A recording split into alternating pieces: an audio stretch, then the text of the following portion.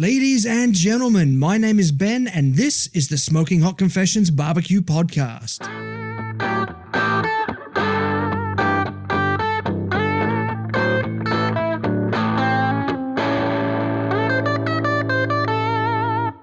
Hey family, I hope you're well wherever you are and you got that thin blue smoke rolling. This is episode 13 of season 6, my US road trip part 2. In this season, I kick things off with 2 weeks in New Orleans. There, I head to a couple of competitions and spend some time hanging out with the who's who of Southern barbecue. From there, it's up to Kansas City for 4 days of Barbecue Nirvana at the National Barbecue and Grilling Association's annual Conference and Excellence Awards. The final 2 weeks of the journey see us head into Arkansas for some R&R, including bass fishing, monster trucks, a state cook-off association competition, an AK-47, and a brush with a tornado. And of course, you're coming with me. Legends of the barbecue scene don't come much bigger than Ray Dr BBQ Lampe. He got involved with the competitive barbecue scene when it first kicked off in the 1980s. Now he's apparently retired, and I do use that term very loosely. He's still extremely active in the comp scene as a brand ambassador for Big Green Egg. He's frequently involved in BBQ TV Spots, and he's even opened a bricks-and-mortar barbecue joint in Florida, essentially bringing real barbecue to that part of the States. Man, I'm tired just talking about all that. With summer coming up, it's time for a new favourite barbecue t-shirt, and I've got just the thing for you. Drawing inspiration from the iconic barbecue pop culture art by Gil Elvgren, the Hail Mary tee is black like all good barbecue shirts should be, comes in both men's and women's cuts in a variety of sizes, and of course, features Mary. She likes her barbecue smoky, spicy, and just a little bit naughty. Check her out now at smokinghotconfessions.com/shop. I'd also like to invite you to join us at the Smoking Hot Confessions community on Facebook. If you're looking for a barbecue group full of open-minded people who just love to help each other out, the Smoking Hot Confessions community is a great place to continue the conversation. Finally, however you listen to this episode, please subscribe, rate, and review the show. It really helps me spread that barbecue love. So without further ado, grab yourself a thick, salty slice of picanha and some Irished-up Alabama white sauce and join me as I get to take a trip in the Wayback Machine and find out what competition barbecue was like in the 1980s with the one and only Ray Dr BBQ Lampe. This is the internationally awarded Smoking Hot Confessions Barbecue Podcast with your host, Ben Arnott. How long's it been since your last confession?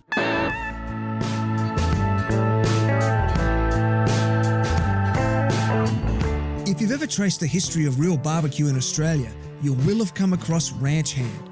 Owner Cliff founded the company in 2010, mixing and selling barbecue rubs before most of us knew what barbecue rubs even were. In short, Cliff is an OG of the Australian barbecue scene. An American expat, Cliff is single-minded in his goal to deliver traditional Southern recipes with fresh Aussie ingredients. And those recipes?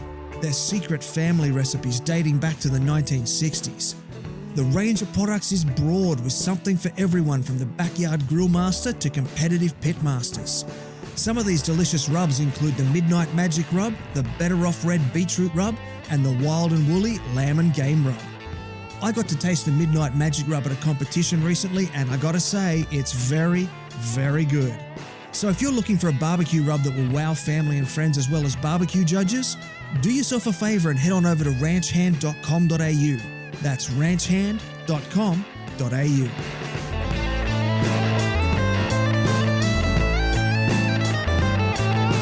Ladies and gentlemen, I got a very special episode for you today. I've got the one and only Ray Dr BBQ Lampe. Ray, thank you so much for sharing some of your time today. Welcome to Smoking Hot Confessions. Welcome to the confessional. And yeah, once again, welcome and thank you. Oh, my pleasure, Ben. It's good to talk to everybody in Australia. I imagine I have some fans there. I haven't been, but I hopefully I've been around long enough that word of me has made its way to Australia. And, I love doing this kind of stuff. I once heard many years ago, Sammy Davis Jr., who was a big star, and he was talking to a guy on the radio, and the guy on the radio said, "Hey, thank you for taking the time to come on my show." And he said, "Hey, man, we're all in the same business. I just been in it a little longer than you."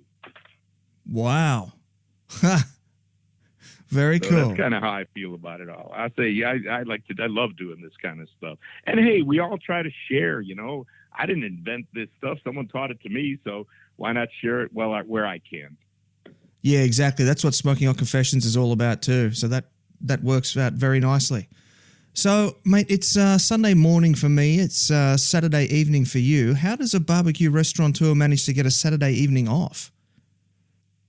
Yeah, well, I'm very lucky on this project. It's not really I don't run the restaurant. We have good people. My partnership is with a couple named Roger and Suzanne Perry, and they've got a half a dozen restaurants here around the Tampa Bay area. And so this is a new one for them with me as a partner. But basically, they take care of all the day-to-day nuts and bolts stuff. So I kind of don't have a job there. We've got a young man that came to work for us from Kreitz Market in Texas that cooks the barbecue every day. Trust me looking over his shoulder. Don't misunderstand. But I don't have I don't need to be there. They can run the restaurant just fine without me. So I come and go as I please. And I was in there last night for full service for Friday night. So I figured I'd take Saturday off. Yeah, sounds fair enough to me, mate. Sounds a little bit like I saw that film Rocky Balboa, and Rocky runs around and talks to people in the restaurant. Sounds like you're doing a lot of that as well. Yeah, we call it touching tables, and that's exactly what I do. Well, my picture's on the wall, my name's on the door. So even if folks if they're not really barbecue freaks, they've learned who I am, and I'm in every publication around town these days, and on every TV station. So they've learned who I am, even if they weren't fans in the beginning. So when I come in, it's kind of a big deal, and I can help the whole restaurant just by basically hanging around. And then I pick stuff up off the floor. I always joke that that's really my main job, like miscellaneous stuff, like a French fry that got awry, or a napkin, or the lid from a drink or something, and never any money. But I come home, I don't even think about it. I just pick it up and stick it in my pocket, and I come home at night and I have all that combination of stuff in my pocket. So that's my main job there. So you go to work at the restaurant at night and just come home with a pocket full of cold French fries and used napkins. Pretty much, yep. Somebody's got to do it. Oh, that's awesome. So what was the last thing? It's that you try to help with that kind of thing. I clear tables as well, and I do. Trust me, I know what's going on in the kitchen, and I do help out as needed there. But basically, there's a staff that's there, because when I come in, I get told over here, this table wanted to see me. Here's an old friend of yours over at this table. There's 25 people upstairs from some local business that are spending a bunch of money in our restaurant. So I make it a point to go up there and visit with them. I try to stay in good touch with the staff. We've got a new dishwasher that's working for us, and he's a nice young man. And I talked to him the other day, and he was telling me today that his friends couldn't believe that he had actually gotten to spend some time with me. I mean, I'm not that big of a deal, but I guess to him it was a pretty important thing.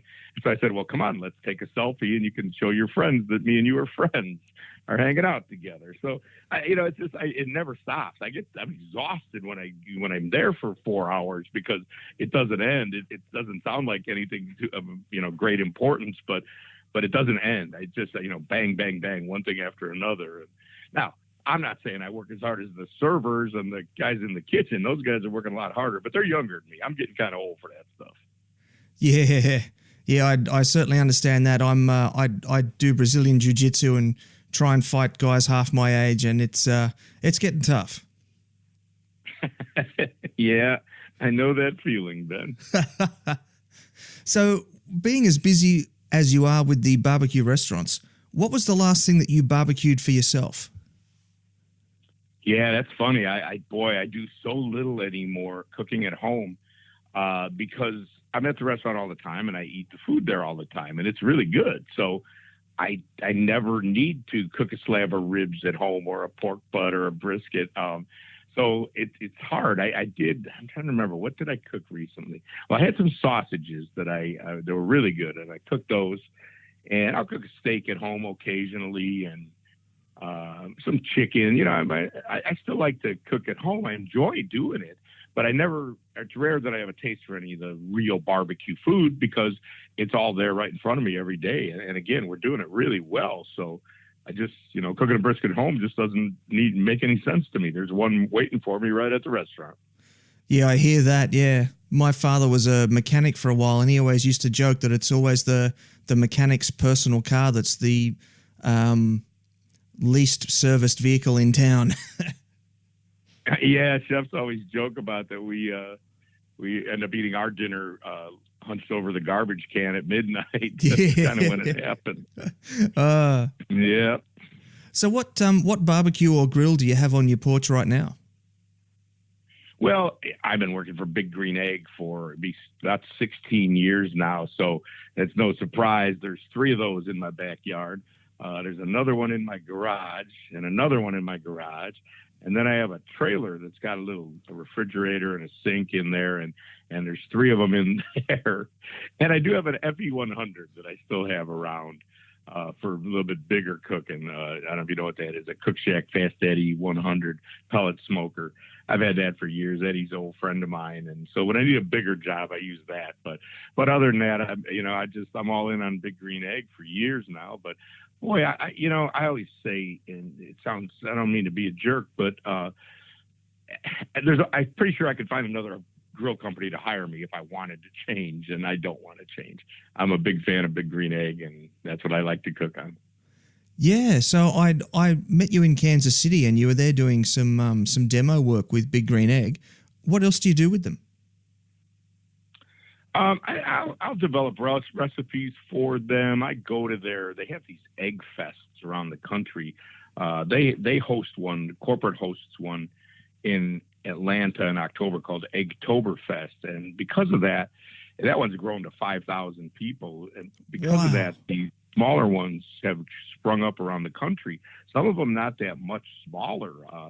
And it's a big festival. At the big one in Atlanta, there'll be about 250 eggs lit and cooking, and people cooking on them, and other people walking around just sampling the food. And so it's really become this culture thing. So I spend a lot of time with that. We go to trade shows that, the public doesn't necessarily see. They do use me in their point of sale stuff. If you walk in the store, you may see a picture of me with a bunch of QR codes on it, and they're questions. So the question is, what makes the green egg so special? And then if you click on that code, it'll show you a video of me explaining the answering the question for you.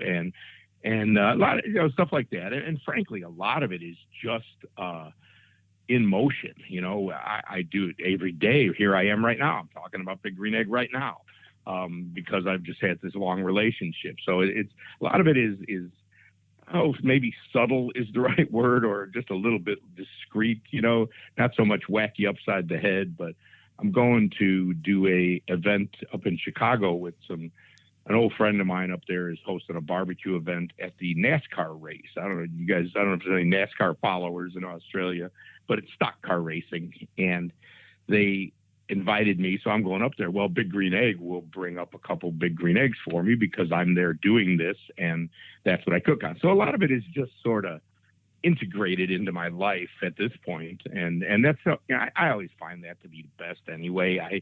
I've had so tired of, can anyone cook anything anymore without tagging the grill that it was cooked on and the place they ordered the meat from and the charcoal they used and who made the pair of tongs that they're using. That stuff just gets so old. It's just try to act like you've been there before. That's a saying we have here. You act like you've been there before, which means don't get so excited over that one thing. Pretend like you kind of knew that was going to happen. Well, yeah, that's an interesting point because everyone these days seems to want to become a brand ambassador, and you actually genuinely are a brand ambassador. So that's that's a very interesting point of view. It's a funny way to say it, Ben, but it's true. And I get it. I really do. But, we were both recently at the National Barbecue Association conference there in Kansas City. And my takeaway from that, I've been doing this for a long time. I've worked for some big brands over the years in a legitimate fashion, and I know how to do it. And frankly, when they don't want to pay me anymore, or it's, say it that way, or you could say when a project has ended and they do, you move on. I don't keep tagging them because they're not paying me anymore. I mean, the reason I try to tell you about a product is because they're paying me. That's what a brand ambassador does. Somehow we evolved to a free bag of charcoal makes you a brand ambassador, and frankly, it's does this saying translate? Why buy the cow when you're getting the milk for free? Yes, we do have that exact same expression. Okay, that's how I feel about it. So anyway, at the conference we were at, there was 500 people there, and I think 450 of them were brand ambassadors. Well, who exactly were they? If it's a 450 influencers out of 500, who exactly are you influencing?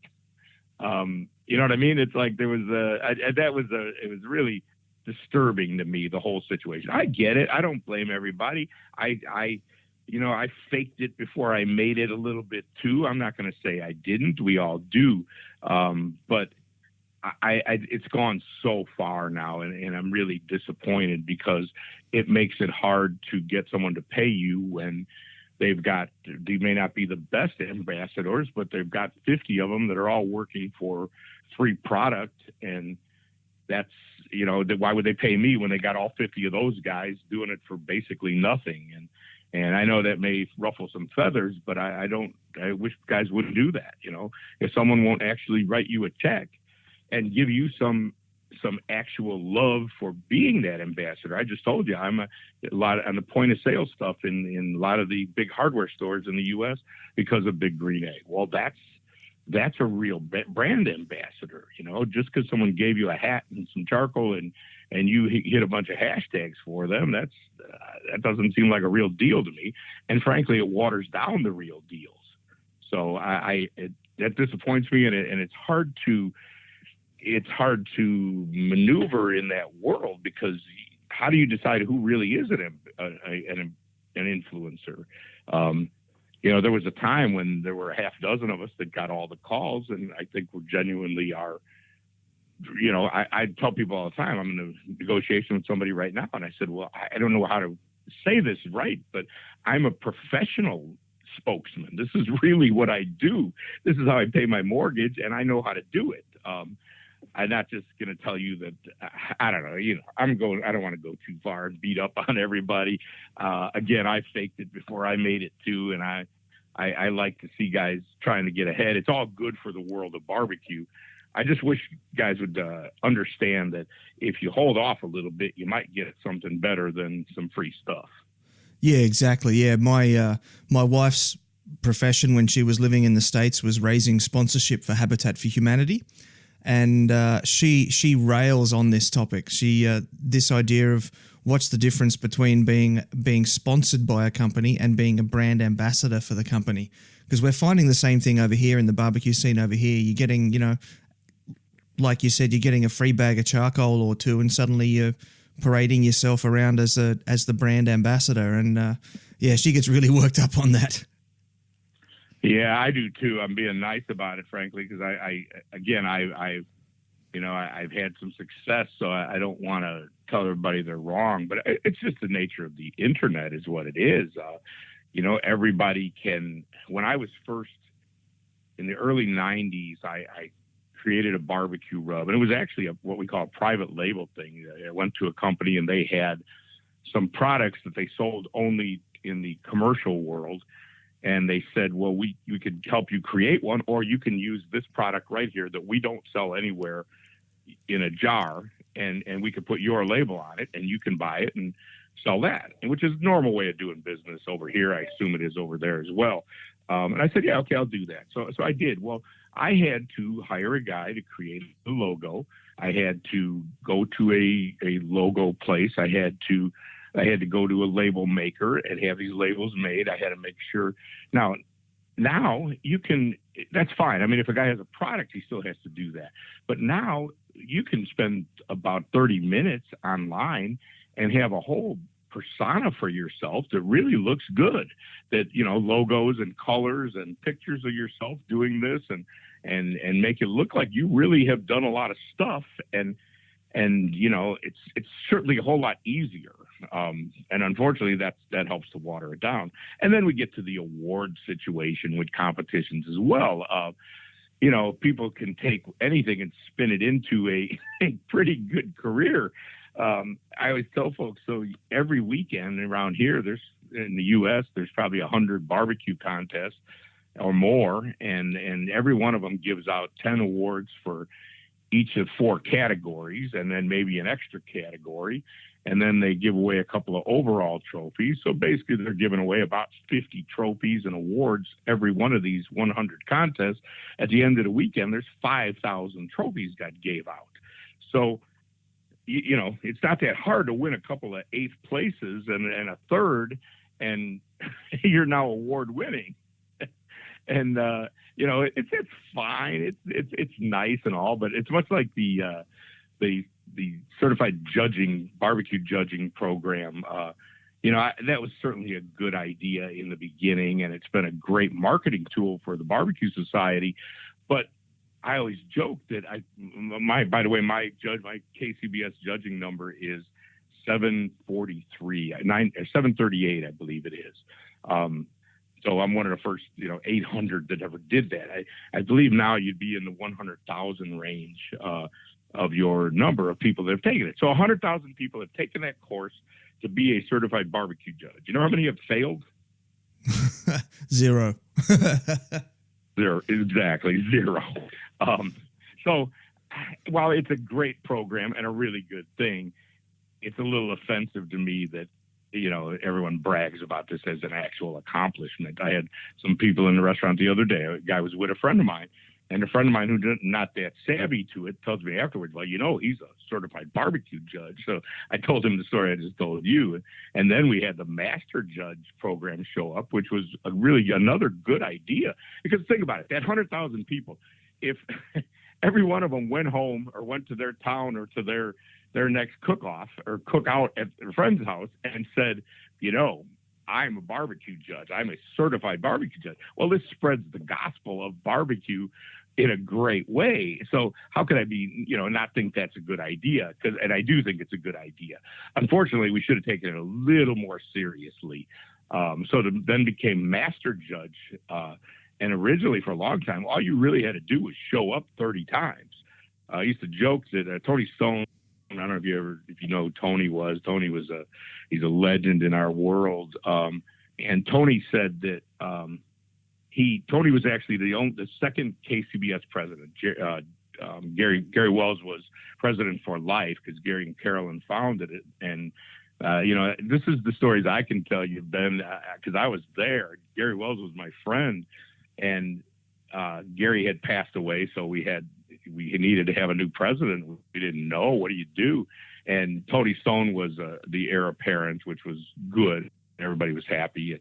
And so Tony became it. But Tony used to say that you could have showed up, they would sign your certified judging book for showing up and doing dessert judging on Friday night. And so Tony used to say you could become a master judge without ever actually eating any barbecue. And that's what it became. So now they've tightened the reins on that a little bit, which is a good thing.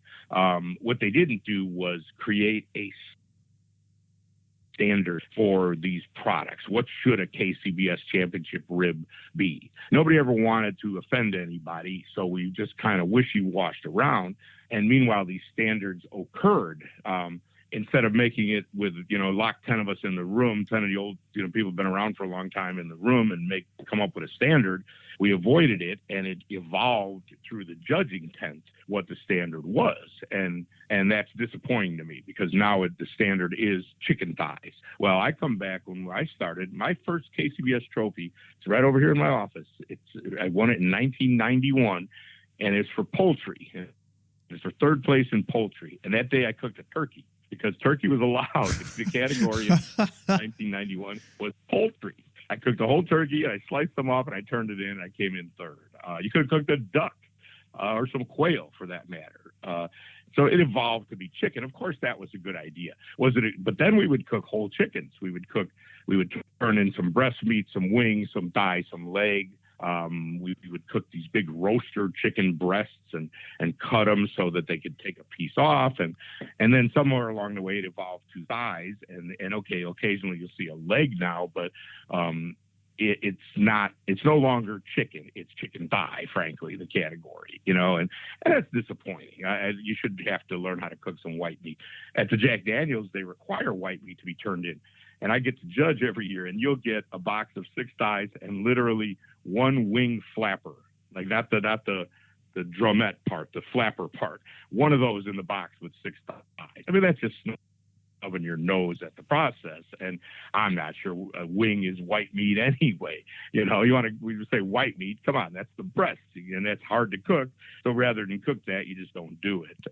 And that disappoints me. And some of the things we've done, like the pork, the money muscle thing, no barbecue experts, legends, freaks, would have gotten in a room and said, let's do that. Let's make it so you just take this one muscle off the pork butt and you slice it so it looks like a pork tenderloin.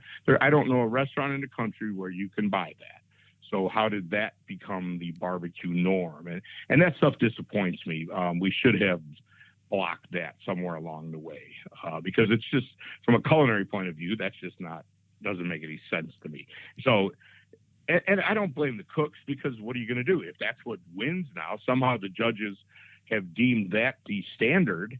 If you're a competition cook, you got to meet that. What else can you do? You can buck the system, but it's not going to work out very well for you. So I kind of wish that wouldn't have happened. So it sounds like you're sort of firmly, you've got strong roots in both competition barbecue and I'll call it professional barbecue, restaurateur, catering, all that sort of, large scale barbecue. Is that disconnect between competition barbecue and real world barbecue? Is that the reason that you are not in competitions anymore?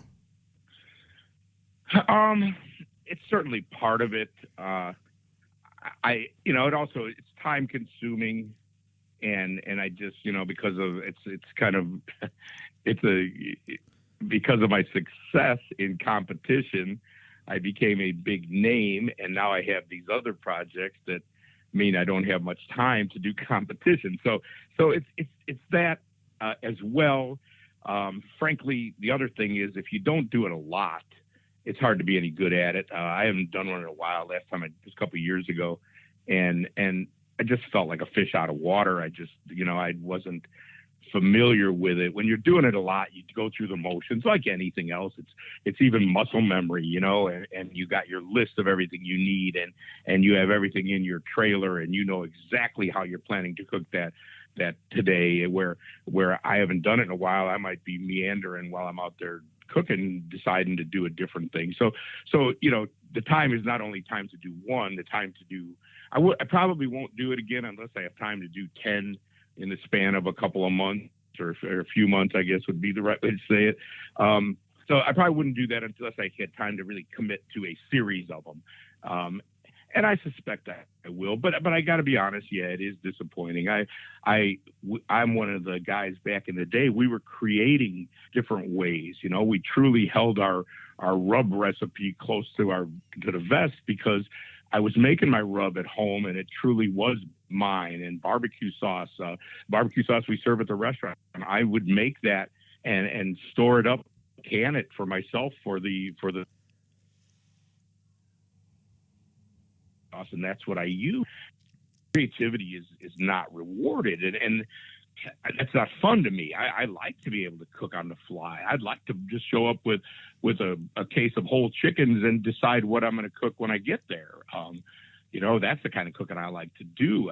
You go on Chopped, and I don't know if they show it over there. I'm sure they do. Chopped is a fun thing for me when I did that, because you have to and make something out of it. And it's gotten so far away from that. I call them technicians, the guys that cook these days.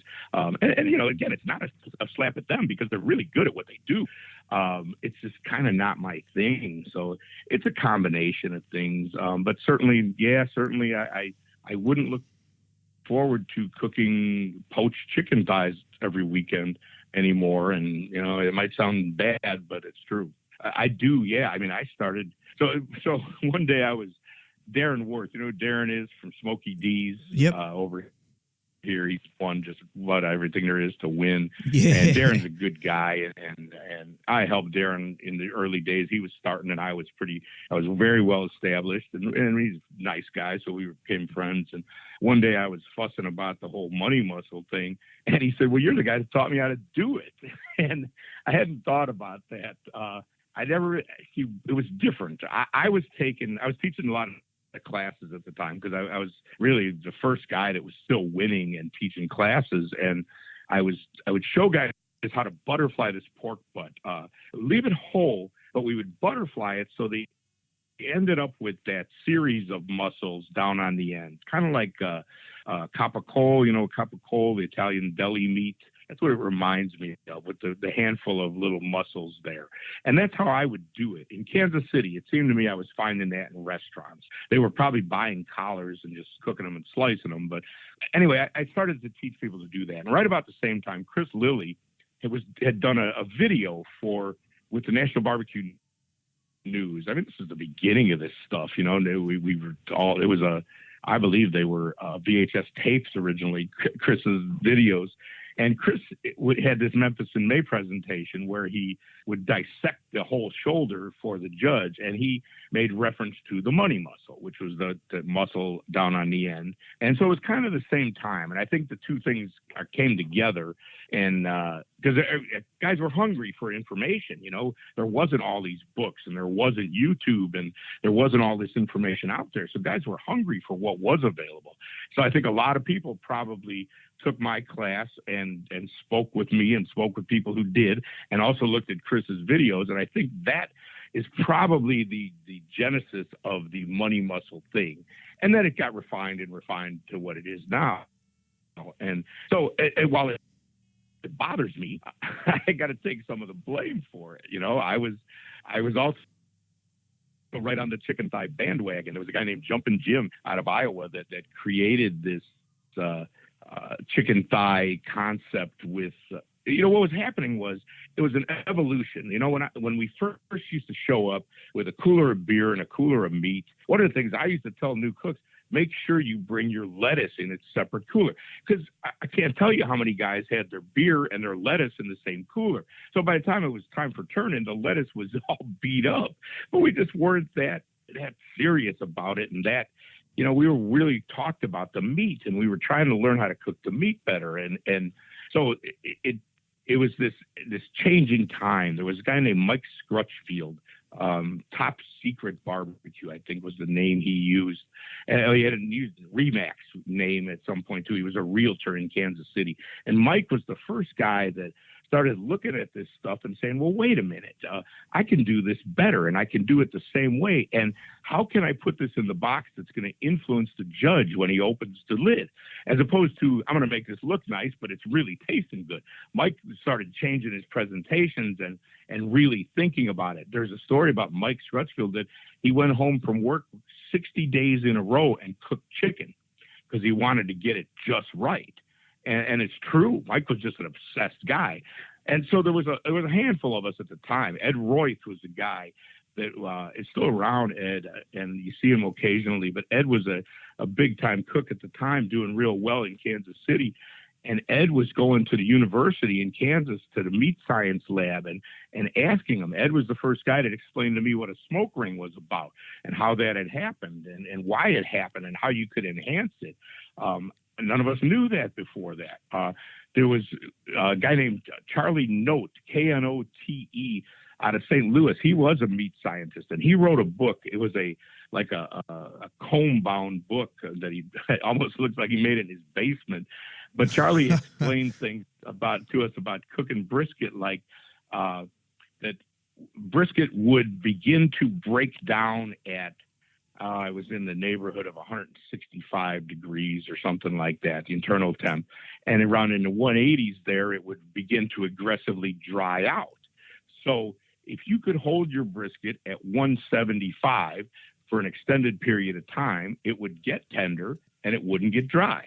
Now, to this day, a lot of cooks don't understand that and don't respect it. They think that somehow 204 is the magic number. That's not the magic number.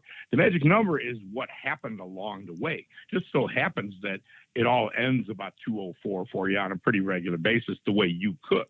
So we were all starved for this info. And again, there was no YouTube. There wasn't all these cookbooks. And I mean, now there's so many cookbooks that we were changing it. And so, you know, while I balk at some of the things they do now, unfortunately, I'm guilty of having started creating some of it. That's a heck of a long answer, huh? Mate, that was great. That was fantastic. I might actually use. I'm very lucky. I'm lucky to have lived all that. You know, I mean, it's true. Those are all true stories, and those are real people, and a lot of them have been forgotten at this point. Yeah, I guess that makes things like this important then, just to sort of preserve a bit of that history. Yeah, well, I mean, you know, that's another thing along the way. You know, you said I've lived a lot of both sides of it. Well, there's a lot of different sides of it. Accidentally, somewhere along the way, I became a barbecue historian. You know, I do know a lot of the history, and I care about it deeply. And I you know, sometimes I worry we get away from it a little too far. Like you said, that, you know, competition barbecue and real world barbecue are not very much the same. I've been involved a lot in England on the barbecue situation. I started going over there years ago, right when before KCBS was a thing there, and I was helping these guys do grill stock, the original grill stock, and guys didn't understand. They didn't know anything about barbecue over there at that point. Unfortunately, the first wave of barbecue information was KCBS type stuff.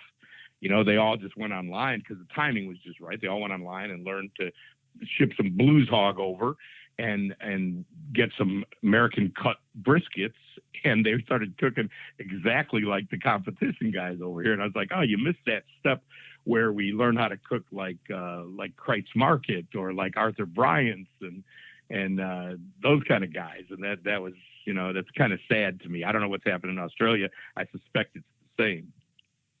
It is quite similar to what you just explained, yeah. But it's, you know, at the end of the day, what's happening now, we're kind of circling back to it. And you got to give a lot of credit to Aaron Franklin. You know, Aaron became the poster child of cooking barbecue the old fashioned way. I go through this a lot with people too. It's like, we want to go back to old school, you know, the roots of barbecue. Well, okay. I wrote in one of my books years ago that if you want to do that, that'd be great. But everybody just needs to show up at the cook-off in their underwear, basically, you know, because you're going to have to build yourself an axe, and you're going to have to chop some wood, and you're going to have to build something to go hunt an animal, and then you're going to have to dig a hole in the ground. Now, you know, I'm willing to let you go up a little bit further than that, but, you know, anything forward of that is not the origins of barbecue. Just because a guy in Texas took a piece of oil pipe and made an offset cooker one day, well, that was a really good idea, and certainly has caught on and had a huge influence on barbecue, but it doesn't precede cooking in a hole in the ground, because that's where it started. And frankly, what could have possibly come first anywhere on the planet before meat and fire? You know, nobody said, well, I got this piece of meat and I got this fire, maybe I'll build a pot to cook it in. You know, the meat got into fire somehow, and that was the first cooking anyone ever did. No one can explain to me how that couldn't have been the first thing that happened.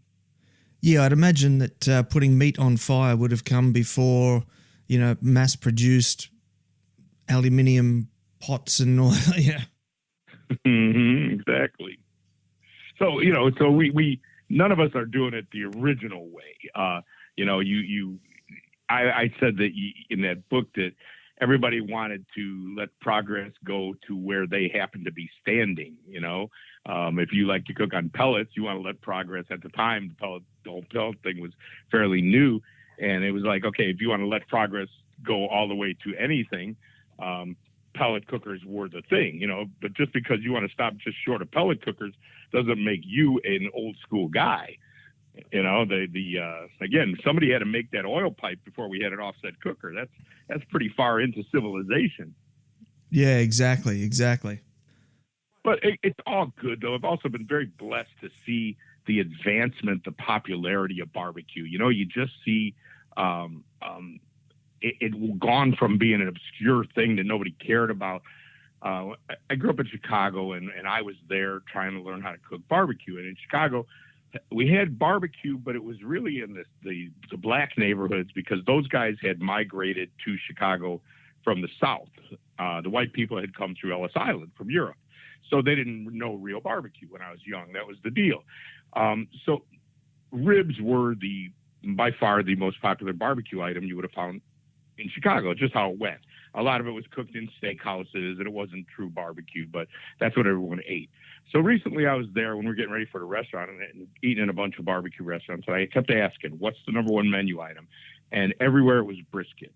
And 30 years ago when I was there, brisket was not something you would have found anywhere. I mean, literally anywhere on a menu, because they couldn't get it. They didn't know what it was. They didn't know how to cook it. So, you know, I'm proud that we have evolved barbecue so far, and it's pretty cool that it's swinging back from that competition barbecue to pretty genuine barbecue. Call it whatever you want. This is Trevor from Aussie Pit Boys. You're listening to Smoking Hot Confessions.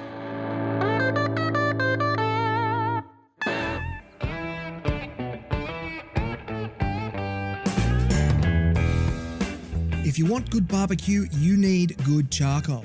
And when it comes to charcoal, the denser the wood, the better the charcoal. This is where Dragon's Breath charcoal comes in.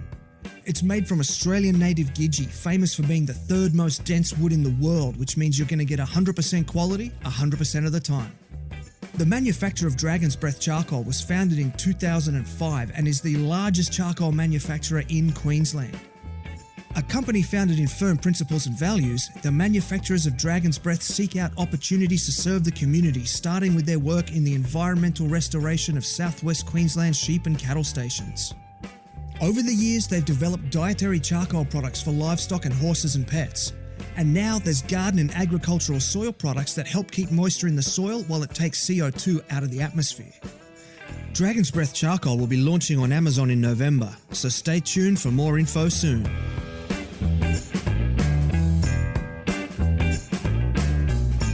So I can't have the Dr. BBQ on the show and not pick his brain about something. And you did mention this in the previous segment, so I thought we might have a bit of a chat about chicken. Yeah, sure. Chicken's certainly something I like to cook.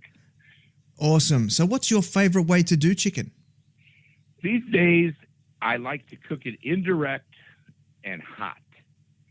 So in the green egg, it's easy to do it, but any grill should be able to set this up. So 500 degrees, but indirect. So what I get is this hot roasting, crispy skin kind of thing. It cooks pretty fast. If I cook thighs with just the one bone in there, they'll cook in about 25 minutes. But the skin is crispy as could be, and the meat is juicy and quickly cooked. It's not smoked chicken by any stretch, but it's pretty fun because it's now you gotta be careful. You can't use a rub with too much sugar in it because it'll definitely burn if you do that. But I usually use like either just salt and pepper or maybe a little garlic onion on there, or we have these Creole spice we get here that comes they're typically in a cardboard shaker. I don't know if you see that over there, but I love that stuff. Basically salt, pepper. Yeah, salt, pepper, onion, garlic, and cayenne is really about what it is. And there's no sugar, so it won't burn, and it's real finely grained.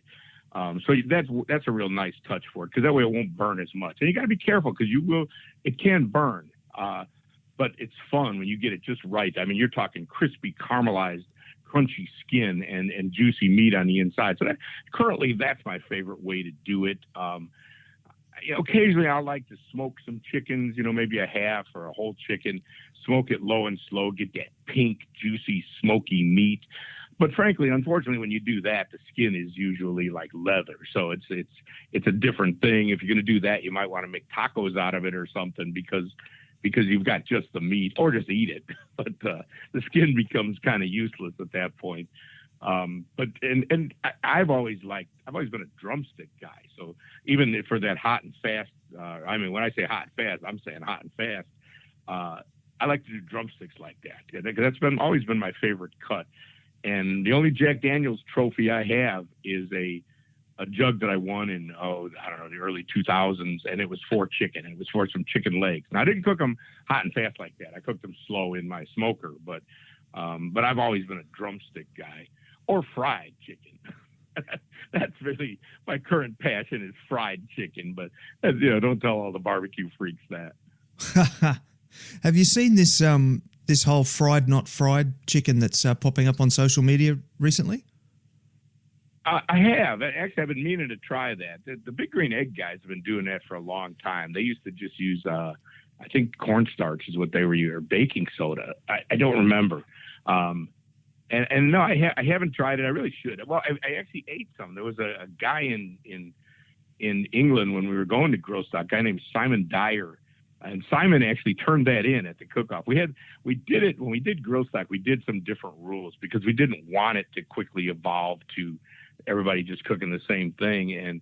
And Simon was always really adventurous, and he made some like that. And his was really breaded. I don't know what current status is. The Green Egg guys used to just put cornstarch on it, and it would just become really crispy skin. Simon made it. It was like fried chicken, except it was cooked on the grill. So I don't know what they're currently doing, but I haven't tried it, but I certainly like to. It sounds good to me. I think the most recent form of breading I've seen is crushed up Doritos. Okay. I like that. So you put that, you just kind of bread it as if you were going to fry it and then cook it on the grill? I mean, do you like dip it into egg wash or something? I believe so, yeah. The different posts and things I've been following has been there's an egg wash and then a breading mix, which is it's a flour, spices, and these crushed up Doritos. And the photos of how it comes out just looks amazing. Yeah, sounds good to me. I may tackle that tomorrow. That sounds pretty good. Yeah. So you mentioned that you love drums and all of that sort of stuff. I lived in Korea for 2 years, and I once accidentally ordered something called buldakbal, which is spicy chicken feet. And when I say spicy, I mean really spicy. Like my wife and I had to go to the pharmacy across the street and get some medication afterwards just to calm our stomachs down. But the feet themselves, the feet themselves were surprisingly delicious. So what's the most exotic chicken dish you've eaten? Oh, I'm pretty wimpy like that, man. I see them, I see the feet around in different places, and I'm generally will pass on that. You're going to be a chef, you got to eat whatever's in front of you, and I always will. Luckily, nobody's actually put those in front of me, so I have not sought them out. I even like when we go to the UK, we see, in the US, everything is so cleaned up for us. The chickens in the store don't have any feet on them. The neck is cut off and there's no head accidentally hanging on. There's no feathers left on them. Everything is so cleaned up for us here. We're so, we don't see that sort of thing. So it's like alarming to me when I see a chicken in the store in the UK with his head on there and his feet on there. So even the extended like legs, when they leave that last leg piece on there, U.S. people are not used to seeing that. So I'm pretty bad like that. I'll avoid that. So I'll go with Nashville hot chicken, which is not that interesting, but that's for me. That's it. It's funny that you mentioned just how cleaned up the meats are in the States, because it's very much the same way over here. And I was having a conversation with my son. My son's 7 years old. And we were eating this delicious steak, and he said, "Oh, Daddy, this is so yummy." I said, "Yeah, this is a very delicious piece of cow." And he looked at me and he said, "Cow?" And I said, "Yeah." And he goes, "Daddy, we don't hurt animals." And I just laughed. I said, "Mate, where do you think the meat comes from?" And so then we had this big conversation about where the meat comes from and farming and all this sort of stuff. And he's come to terms with it and he understands it all now. But yeah, it was a very that particular moment when he just looked at me and said, "Daddy, we don't hurt animals." That was when I went, wow, there's a massive disconnect here. Yeah, they truly didn't understand. Yeah, we've got the well, they're not really our grandkids, but they live life as our grandkids across the street. And the one at one point decided she was going to be a vegetarian, and we said, that's fine, we'll support you any way you want. But then she didn't know that meant she couldn't eat bacon. And they like chicken nuggets and chicken strips. So we went to, there's a thing here called Medieval Times. I don't know if they got them over there.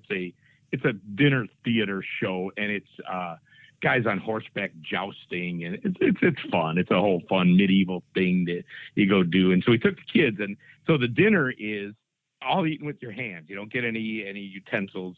You get your soup in a big crock, and you get your potato is a half a potato that you have to just bite it and eat it, and you get a corn on the cob, and you get a half a chicken. And these kids, she was probably 8. They were all excited about it. And I was sitting next to her, and when they kind of flop it on your plate, in an unceremoniously way. And she didn't know what to make of that. She freaked out because she never saw anything that looked like that on her plate before. And I calmed her down and pulled some of the meat off of it, and she ate it. But it's so true. It's a shame that we've gotten that far. And in fairness, I think about, we have what we call boxed beef. In my lifetime, when I would go to the butcher when I was young, the butcher would have bought a half a cow, and he'd cut it up, and he had to figure out how to get you to buy all the different pieces before he bought his next half a cow. And that's not necessarily a good plan. Different parts of the country, different ethnic groups like different parts of the animal. And so boxed meat solves that problem, but it just becomes so so disconnect is definitely the right word. Yeah, for sure. So just looping back to chicken there, when you're barbecuing chicken, what are your favorite herbs and spices to use?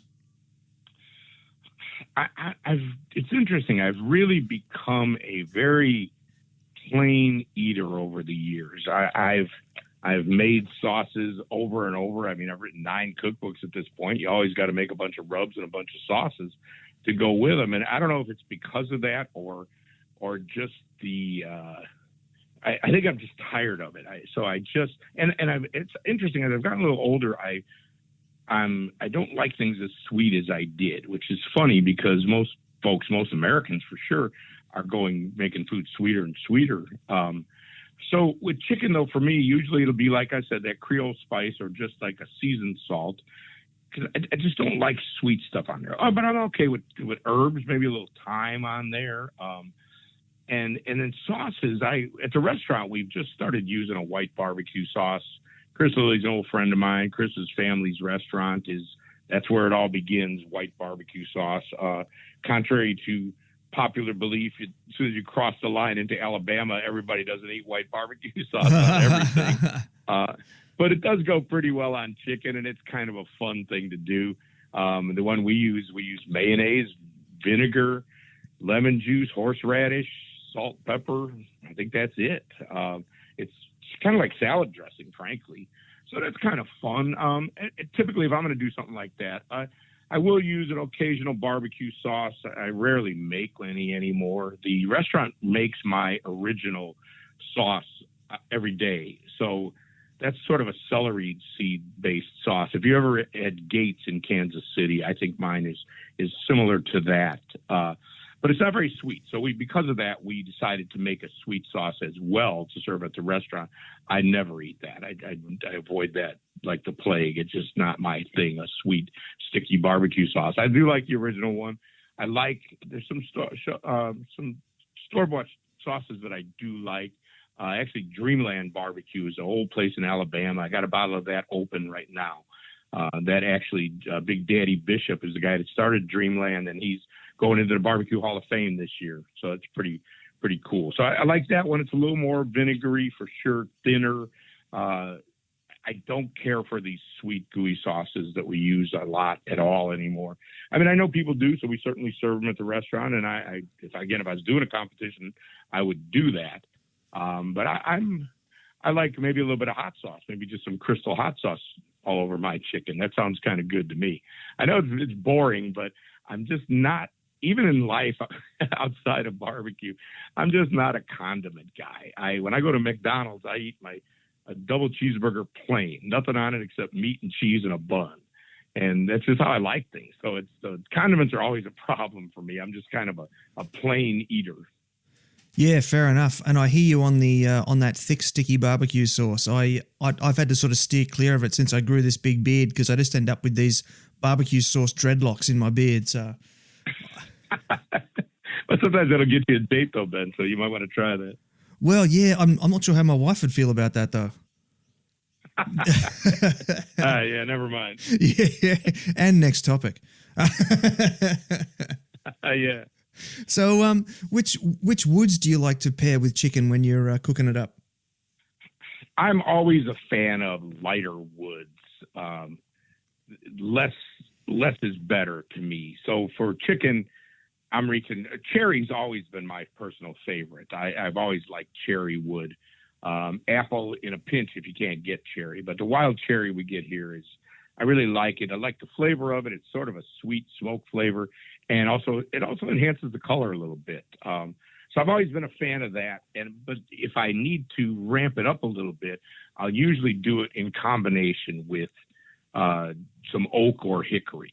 That's so a little bit of 2 parts cherry, 1 part oak or hickory is a pretty nice combination for me. Chicken, you got to be careful. For me, it doesn't take heavy smoke very well. I think it's a mistake a lot of guys make. We all make when we're new. It's when I talk like that, it always strikes me personally though that, when I was learning, I was just guessing. Now everybody goes and they spend a lot of time on the internet. I talk to guys all the time and I say, well, you just watch 20 videos about cooking a brisket. Why don't you just go get a brisket and cook it? So I always remember I bought my first offset smoker, and my neighbor was a tree cutter. So he gave me a big old hunk of hickory wood and green. He just cut it. Ooh. And I started cutting off hunks of it and throwing it in the smoker. I didn't know any different, and the food was just horrible. It was metallic tasting, and I mean, everybody had a bellyache. You couldn't eat this stuff, and I didn't understand. So I learned, and I tell guys this all the time. Just because a little bit of smoke is good doesn't mean a lot is better. By nature, we're men, and that's just how we think, and it doesn't always work that way. So I find that if you use apple or cherry, you have less chance of that happening. Obviously, your wood doesn't need to be green either. You need to age that wood. But in most home smokers, for sure, oak, hickory, forget. So you may have to bleep this out, Ben, but my first cookbook, I wrote that mesquite wood smelled like it came from the devil's ass crack. And I still feel that way about mesquite. So I stole that line from a friend of mine, a writer that wrote a story about us way back when cooking hogs. But anyway, that's what I feel about mesquite. So I'll never cook that. And it's different. We've got a gigantic J&R oiler at the restaurant, Oyler. And it's a 1,000-pound smoker made in Mesquite, Texas, ironically. And it burns only wood. It runs kind of like a Southern Pride or an Old Hickory, but it burns only wood. And if you don't put logs in, it'll go out. So we burn oak splits in there. And it does fine because it's a big, well-ventilated, breathing unit. Most of us at home don't have that. We have something a little bit smaller, may or may not have some sort of airflow situation. In Big Green Egg, we dampen it down to make it work properly, and a lot of smokers do. So I don't think those things are very well suited for cooking with oak or hickory. I think, to me, the common woods are oak, hickory, and cherry apple. Pecan I find to be somewhere there in the middle. So, but if I'm going for it, it's going to be probably apple or cherry for home cooking.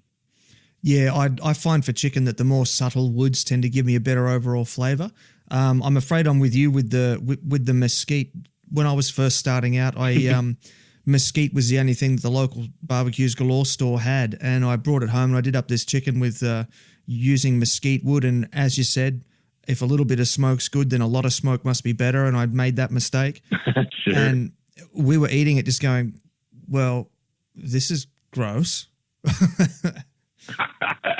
And yet you just spend your whole time on it. You're thinking you're onto something. You're really expecting it to be delicious, and it's so hard to accept the fact that what you're eating is horrible. Oh, we sat there and we ate the whole thing because I'd spent like a whole day preparing and doing this chicken. I was going to eat this chicken.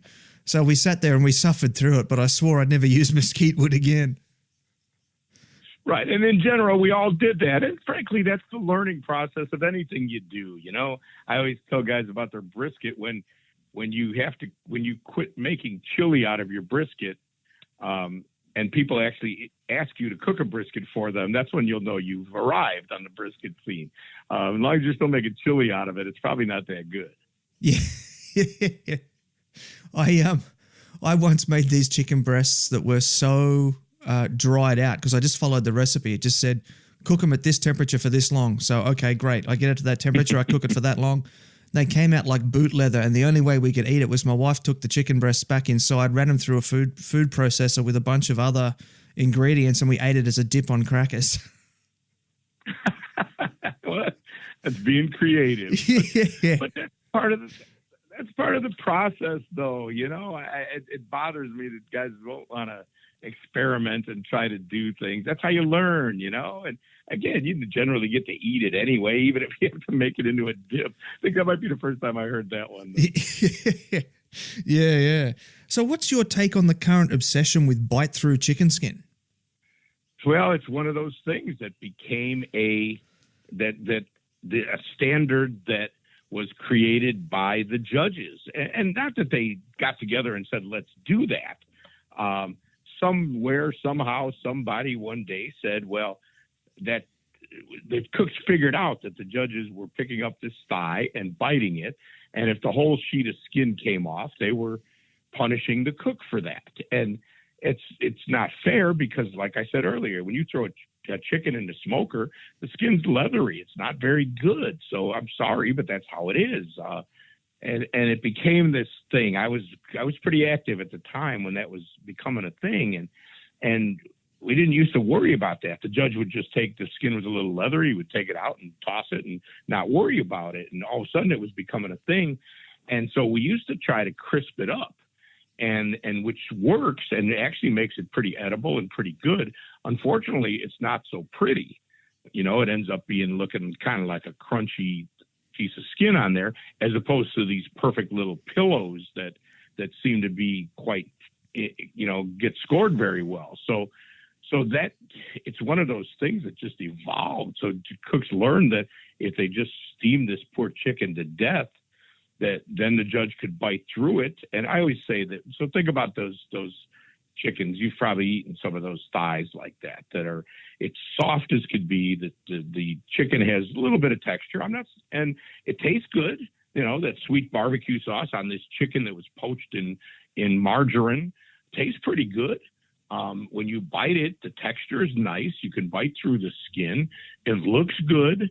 I always think that they should add a fourth criteria that says, does this look like barbecue? And anybody being honest would have to look at those pillows of perfectly manicured chicken and say, well, no, that doesn't look like, that's not what barbecue looks like. But unfortunately, that's not a criteria.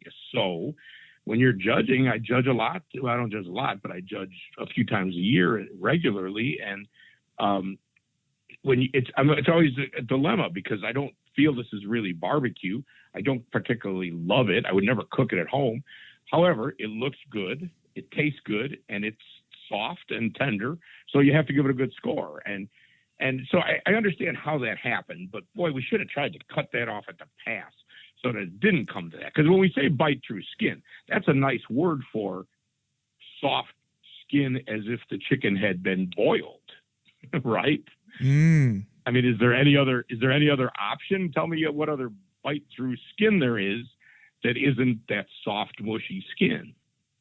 No, you've got a very good point there.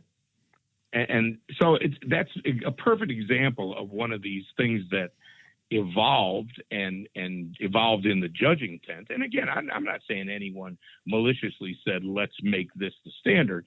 It was just lack of leadership by the organization to say, wait a minute, this is going in a bad direction. Let's In Texas, they make them cook half chickens. Well, that's a little bit different challenge to cook a half a chicken versus whatever parts you feel like. So maybe that would have been a solution. Maybe no foil pans are allowed in your smoker during cooking, or I don't know. I'm not, it's unfortunately it's a little too late now for that. But the bite through skin is absolutely one of the things I was talking about before, and that has become a serious part of competition barbecue and not barbecue in the real world. No, I can't think of a single barbecue joint that I've ever visited that had those little pillows. Right, exactly. Now, I know places that serve thighs, but you would basically grill them. Or what we do is we smoke our chicken halves at about 325 in the big green egg. Actually, we have a giant egg. And so that way the skin gets a little bit more like a roasted chicken and edible. Smoked chicken, the skin's just not good. It's not edible. So, or grill them, we could grill those too, and they'd be pretty tasty. Grill the skin off to crunch it up a little bit, but that ruins the look of it. Like I said, the skin kind of shrinks up and it doesn't look quite as nice as those little pillows. That's disturbing to me that we somehow call that barbecue. Chicken thighs cooked in a bath of butter in a pan. I'm sorry, that's not barbecue. So mate, what would be your top 3 tips for cooking real barbecue chicken? Brining is your friend. I'm certainly a fan of brining. I'm not a fan of brining stuff for days, so it gets rubbery, tastes like lunch meat. But I think brining for, a few hours is your friend. Brine it with something that tastes good, some herbs, some citrus, something like that. Again, none of that would be acceptable in competition, but brine it for a little while and then cook it a little bit hotter. I just don't find chicken does that well cooking low. It gets a little mushy. It gets pink, which scares some people, and it ruins the skin. So I'll cook my chicken at 325 or up, and I think that's for eating, that makes some pretty good chicken. And don't be afraid to cook some white meat, but cook what you like. In my house, it probably would be drumsticks, occasionally thighs. Cook what you like. Don't feel obligated to cook anything. If your wife likes breast meat, cook that for her. Always good advice to make sure that the wife gets what she wants. Well, yes, that's true. And, but some folks just, they like to eat a little less fatty. They like to eat a little healthier. What the heck? We got to feed them too. But if you brine the stuff and then don't overcook it, that's the key to almost all dried food. When people have dry food, they all want to put a bath of water in their grill, and we're going to do this and do that and spritz it. And spritzing to me is, unless you're cooking directly over a fire, spritzing is just an excuse to open the lid and peek at everything. Don't do that. And the pan of water is not going to help you if you overcook everything. If you take a chicken breast and at 157 degrees, you take it off that grill and let it sit there for 20 minutes, it's going to be good. It's not going to be dry. But if you cook it to 190 because you're not sure and eat it as soon as it comes off the grill, it's going to be dry. So, if we cook things right, and chicken is so critical like that. You got to get it cooked down by the joint if you're cooking a half or a whole chicken, but try not to cook it beyond that. And again, don't be afraid to cook your chicken in parts. If you're going to cook a whole chicken, fine, cut it up and take the parts off as they're done. I think that's the biggest mistake people make is not. So if they have a good instant read thermometer, which that's been certainly a godsend for helping guys cook better, and use it. Don't be afraid. If we say 160, okay, to me that means 157, and that doesn't mean 165. And if you don't have a thermometer, so then you look at your chicken and you say, well, is that chicken done? You think, and you say, well, gee, I'm not exactly sure. So what do? You cook it some more because you're just not sure, and that's a huge mistake. So get your thermometer and use it, and get that chicken. When it's done, take it off and eat it. Got a project you'd like to work on with the SHC team? Shoot Ben an email on ben@smokinghotconfessions.com and let's have a conversation.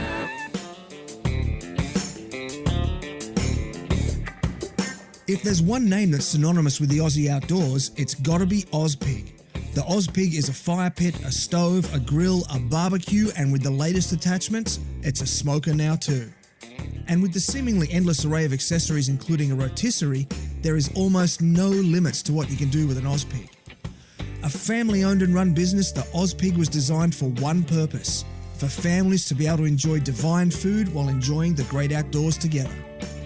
With a solid compact design weighing just 17 kilos and packing into its own carry case, the Ozpig is the perfect companion for your next camping, fishing or caravan trip, or even just enjoying a slice of the Aussie lifestyle in your own backyard. To get an Ozpig of your very own, check out ozpig.com.au. That's ozpig.com.au.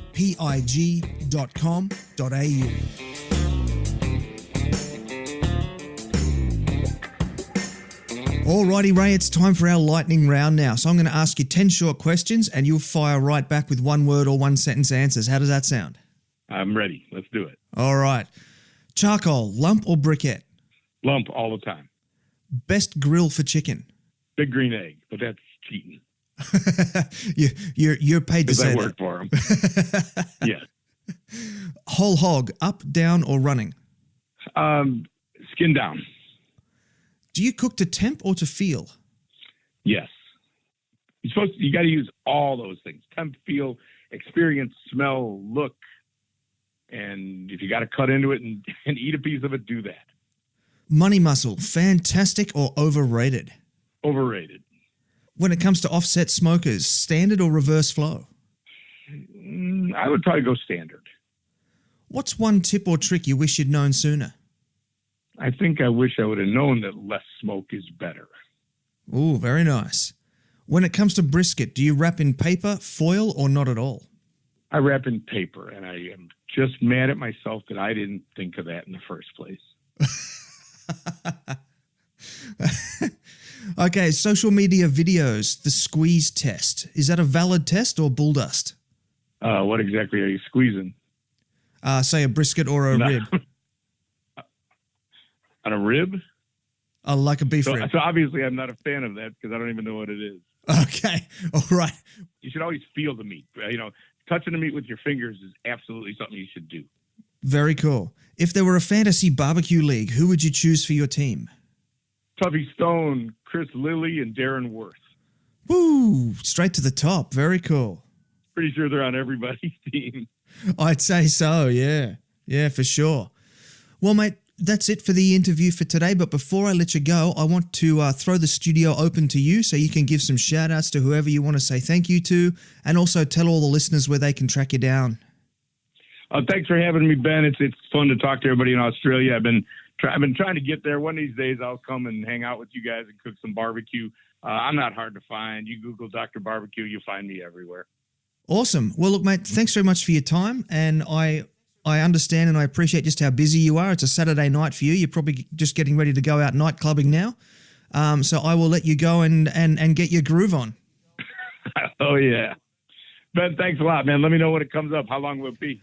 Probably still a couple of weeks at this stage. I'm still finalizing some of the guests that I met when I was over at Kansas City, and then I'll be starting to put them out after that.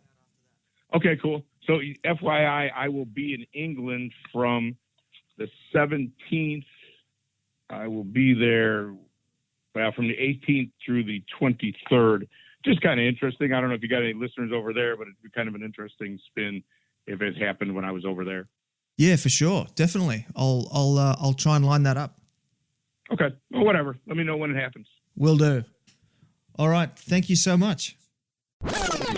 And there you have it, family. The lowdown on the Dirty Bird right from Ray Dr BBQ Lampe. That was a huge privilege for us, and I want to send my thanks and appreciation out there to him. He's very clearly a busy man, so it was awesome that he was able to step into the confessional for such a long time.